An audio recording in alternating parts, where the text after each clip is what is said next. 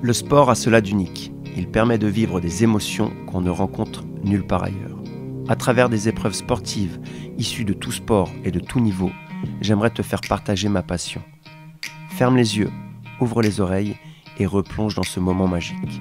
Bienvenue sur mon podcast « Laisse-moi te raconter ».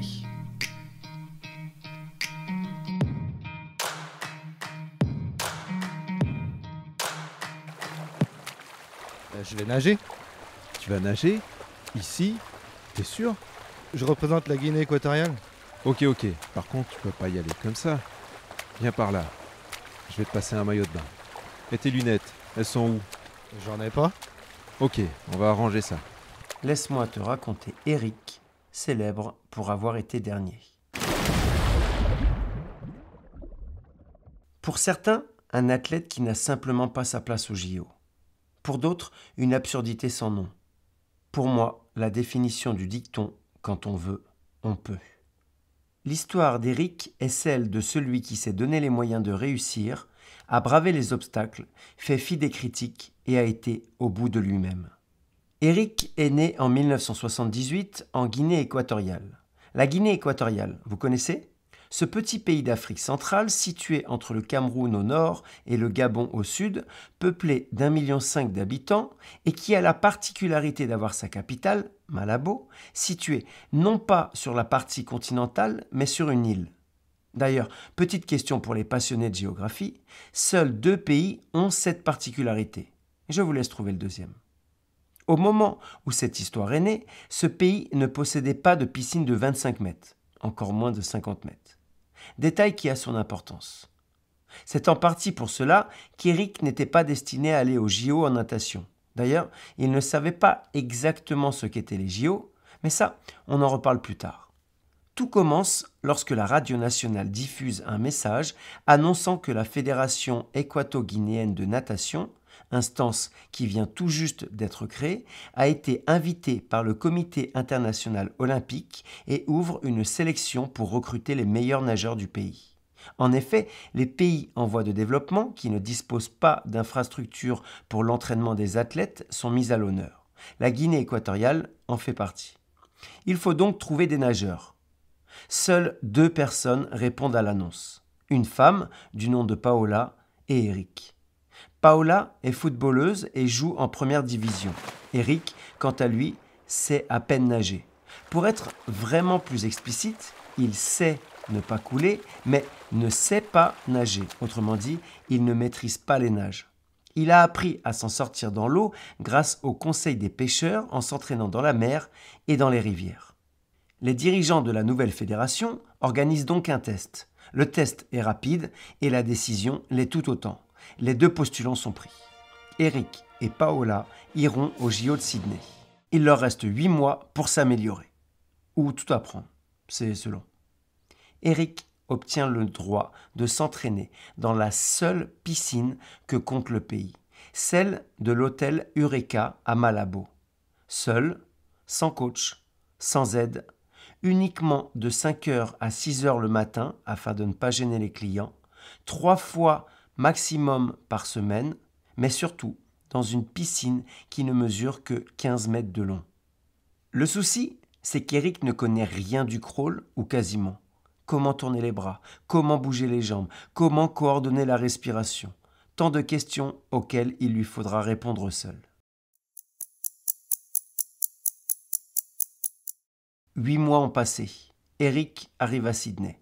C'est la première fois qu'il quitte son pays. Lui qui ne savait même pas situer l'Australie sur une carte il y a quelques mois. Tout est démesuré dans ce nouveau paysage. Tout est hors norme. Lui aussi va l'être, mais à sa manière. Les organisateurs des épreuves de natation lui ont attribué un créneau d'entraînement. Il nagera entre autres en même temps que les USA. Juste pour rappel, en 2000, on a Gary des États-Unis qui finit 3e du 100 nage libre, ni plus ni moins, derrière un certain Peter et un certain Alexander. Vous voyez de qui je veux parler ? On a aussi Michael qui, certes, ne fera pas des étincelles à ses JO, mais est bien présent. Ce sont ses premiers jeux. Lors des suivants, il marquera l'histoire. Bref, il croise du beau monde. Mais arrivé à la piscine, la première chose qui frappe Eric, c'est sa taille. Elle fait 50 mètres de long. Lui, qui ne s'est entraîné que dans une piscine de 15 mètres, on peut donc imaginer sa stupéfaction. D'autant plus que le Sydney International Aquatic Center peut accueillir plus de 17 000 spectateurs. Eric est pétrifié à l'idée de ce qui l'attend. Il commence à peine à prendre conscience de ce que sont les JO. Lors des entraînements, il regarde les nageurs américains et tente de les imiter. Mais on ne s'improvise pas nageur. Lui, qui ne s'entraînait que 3 heures par semaine, ne peut jouer dans la même cour que ceux qui sont dans l'eau plus de 4 heures par jour depuis des années. Eric longe le bassin et s'apprête à aller s'entraîner. Les nageurs qu'il croise le regardent médusé. Les entraîneurs des délégations sont hallucinés. Mais où compte-t-il aller comme ça? La raison?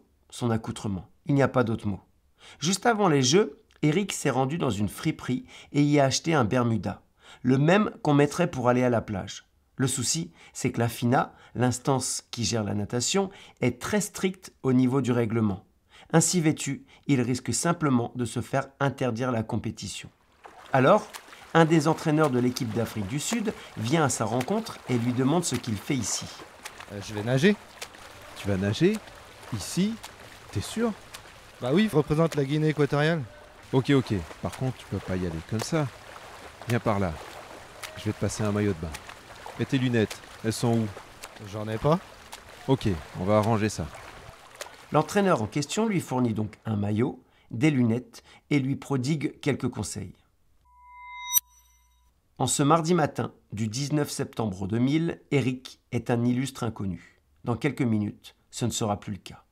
Les caméras sont braquées sur les 3 nageurs de la première série, la plus lente. Le plot 3 est occupé par Karim, un Nigérian. Au plot 4, c'est Farkhod, un Tadjik. Eric est sur le plot 5. Le spectacle va commencer. Habituellement, il faut être honnête, dans ce genre de compétition, les premières séries ne passionnent pas les foules. D'ailleurs, le public applaudit, mais sans grand enthousiasme. Un détail attire tout de même l'œil des spectateurs. L'un des 3 nageurs porte un slip de bain dont le cordon dépasse. À l'heure où les combinaisons en polyuréthane sont autorisées et couvrent presque entièrement le corps des nageurs, Eric, lui, a un simple maillot de bain très court. À l'heure où tous les nageurs sont épilés de partout, Eric, lui, a une petite moustache, des poils sur les jambes et pas de bonnet. Que dire de l'élastique de ses lunettes qui pend des 2 côtés? C'est surréaliste à ce niveau. En somme, le moindre détail qui peut faire gagner, ne serait-ce qu'1 centième, est pris en compte par les nageurs. Mais Eric ne s'arrête pas à ce genre de détails. À vrai dire, il n'est pas à un 10e près. Vous allez comprendre pourquoi. Le starter s'apprête à donner le départ. Le cœur des 3 nageurs bat la chamade tant ils sont stressés. À ce moment-là, les nageurs doivent absolument s'immobiliser et attendre le bip pour plonger. Mais Karim n'est pas stable et plonge avant le signal. Farkhod fait de même. Malheur à eux, ils sont éliminés instantanément. Le règlement est strict. Il ne reste plus qu'Eric dans sa série. Lui, qui n'a pas bougé, est toujours en course. Un nouveau départ va être donné, pour un seul nageur. Cette fois, la foule n'a Dieu que pour Eric. Son heure de gloire est arrivée. Le public se fait entendre, les encouragements ont pris de l'ampleur. Le départ est donné. Le temps de réaction n'est pas terrible, mais ça va. Au moins, il n'est pas parti avant le signal. Le plongeon n'est pas parfait. Eric entre dans l'eau avec la tête un peu trop relevée et les bras s'écartent. La reprise de nage n'est pas bonne non plus. Il respire à peine sorti de sa coulée. Mais il est plein d'enthousiasme. Ça, on ne peut pas lui reprocher. Un peu trop d'ailleurs. Il part comme une fusée. Ses bras tournent vite, beaucoup trop vite. En plus de cela, il a la tête sortie tel un poloiste, un joueur de water-polo. Autrement dit, il se crée une résistance énorme. Mais il est là pour représenter son pays et compte donner le meilleur de lui. Il en oublie même de respirer. La fin risque d'être très difficile. Les coups de bras défilent beaucoup plus vite que les mètres. Pas grave. Le cœur va bientôt atteindre son maximum. Pas grave. Il reste encore beaucoup de distance à parcourir. Pas grave. Enfin, si. Mais on verra plus tard. La première longueur va bientôt se terminer. On sent qu'Eric est vraiment épuisé. On imagine qu'il va s'accrocher au mur et se reposer un peu avant de repartir. Que nenni. Il surprend tout le monde en faisant une culbute. La caméra sous-marine filme cette culbute.